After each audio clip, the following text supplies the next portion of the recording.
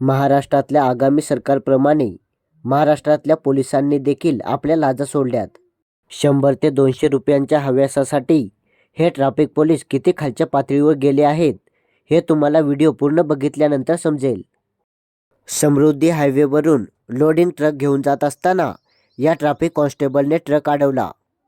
Truck ड्रायव्हरने जाब विचारल्याने या traffic पोलिसांनी त्यांच्यावर दबाव टाकत त्याच्याकडे 200 रुपयांची मागणी केली.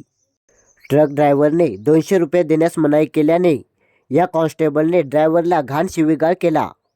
अक्षरशः ट्रक ड्रायव्हरच्या आई बहिणीवर शिव्या दिल्याने या ट्रक ड्रायव्हरला आपला राग अनावर झाला.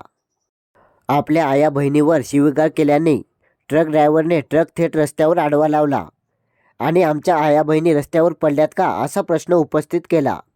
याच्यानंतर ट्रक ड्रायव्हर आणि ट्रॅफिक पोलिसांमध्ये चांगला शिवीगाळ झाला.